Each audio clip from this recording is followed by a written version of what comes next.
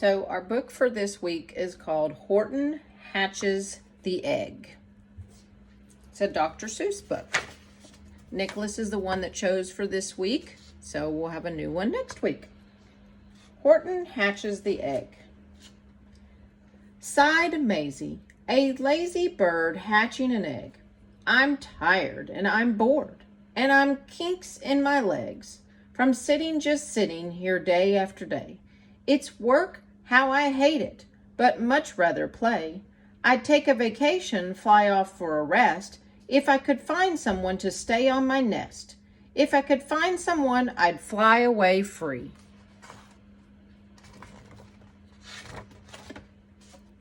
Then Horton the elephant passed by her tree. Hello, called the lazy bird, smiling her best. You've nothing to do? I do need a rest. Would you like to sit on an egg in my nest? The elephant laughed. Why, oh, you silly thing. I haven't feathers, I haven't wings. Me on your egg? Why, that doesn't make sense. Your egg is so small, ma'am, and I'm so immense. Tut, tut, answered Maze.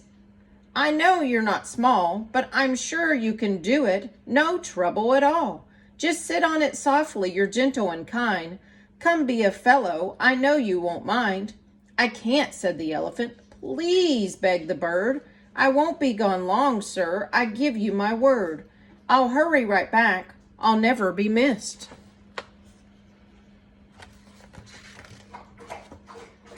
Very well, said the elephant, since you insist. You want a vacation? Go fly off and take it. I'll sit on your egg and I'll try not to break it. I'll stay and be faithful. I mean what I say. Toodaloo, sang Maisie, and she fluttered away.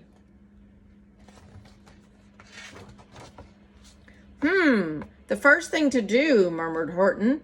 Let's see. The first thing to do is prop up this tree and make it much stronger. That has to be done. Before I get on it, I must weigh a ton.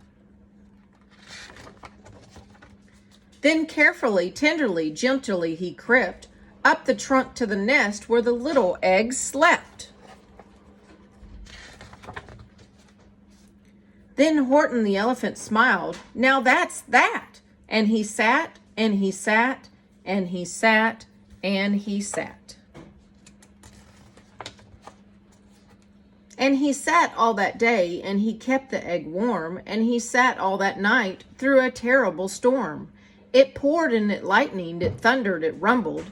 This isn't much fun, the poor elephant grumbled.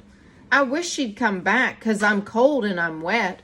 I hope that Maisie bird doesn't forget. But Maisie by this time was far beyond reach, enjoying the sunshine way off of Palm Beach. And having such fun, such a wonderful rest, decided she'd never go back to her nest. So Horton kept sitting there day after day, and soon it was autumn, the leaves blew away. And then came the winter, the snow and the sleet, and icicles hung from his trunk and his feet. But Horton kept sitting and said with a sneeze, I'll say it on this egg and I won't let it freeze. I meant what I said and I said what I meant. An elephant's faithful 100%. So poor Horton sat there the whole winter through, and then came the springtime with troubles anew. His friends gathered round and they shouted with glee, Look, Horton's the elephant up in a tree. They taunted, they teased him, they yelled, how absurd. Old Horton the elephant thinks he's a bird. They laughed and they laughed, then all ran away. And Horton was lonely and he wanted to play. But he sat on the egg and continued to say, I meant what I said and I said what I meant. An elephant's faithful 100%. No matter what happens, this egg must be tended, but poor Horton's troubles were far, far from ended. For while Horton sat there so faithful, so kind, 3 hunters came sneaking up softly behind. He heard the men's footsteps. He turned with a start. 3 rifles were aiming right straight for his heart.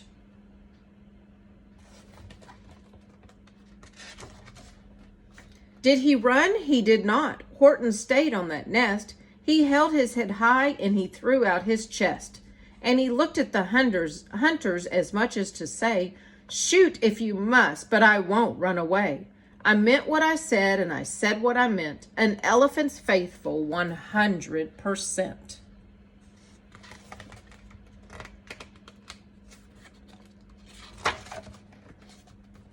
But the men didn't shoot, much to Horton's surprise. They dropped their guns and they stared with wide eyes.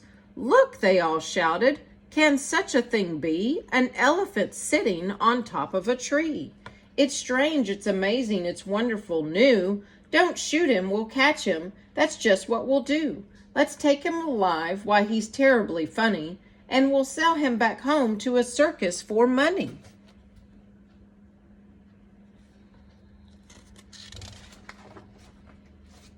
And the first thing he knew, they had built a big wagon with ropes on the front for the pullers to drag him. They dug up his tree and they put it inside, with Horton so sad that he periodically cried. "We're off," the men shouted, and off they all went, with Horton unhappy 100%.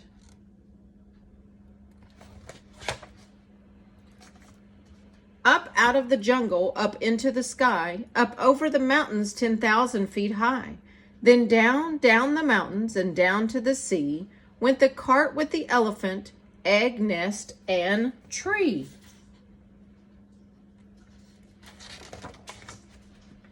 Then out of the wagon and on a ship, out over the ocean, and oh, what a trip! Rolling and tossing and splashed with the spray. And Horton said, day after day after day, "I meant what I said and I said what I meant, but oh, I am seasick 100%. After bobbing around for 2 weeks like a cork, they landed at last in the town of New York. "All ashore," the men shouted, and down with a lurch went Horton the elephant, still on his perch. Tied onto a board that could just scarcely hold him, bump, Horton landed, and then the men sold him.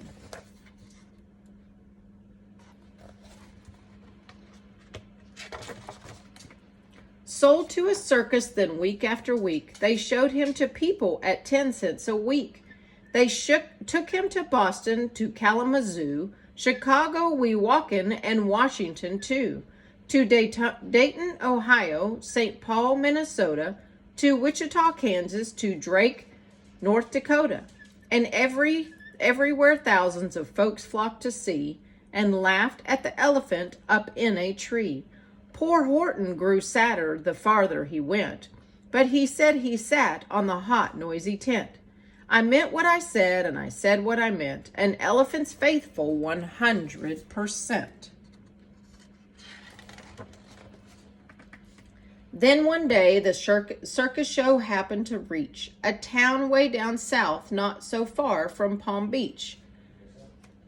Dawdling along up high in the sky, who of all people should chance to fly by but the old good-for-nothing bird, Runaway Maisie, still on vacation and still just as lazy. And spying the flags in the tents just below, she sang out, "What fun! Why, I'll go to the show."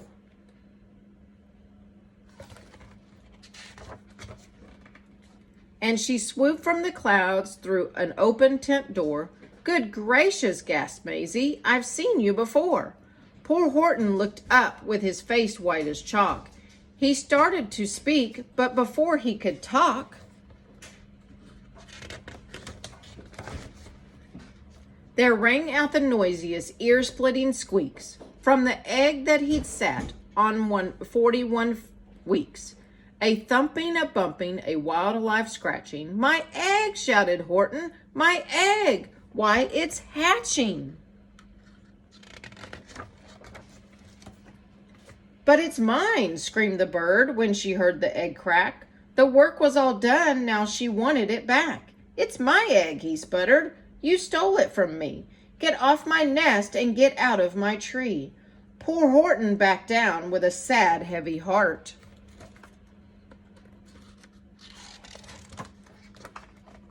But at the very instant the egg burst apart, and out of the pieces a red and white shell, from the egg that he'd sat on so long and so well.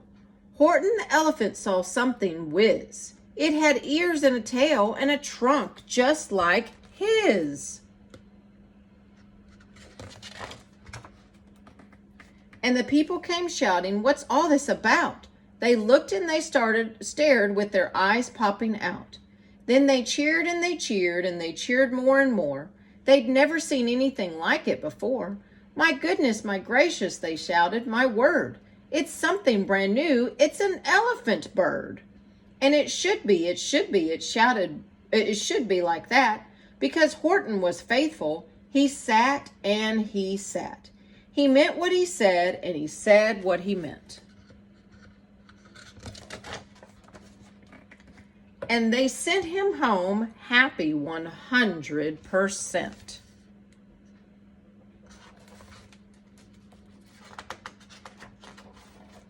The end.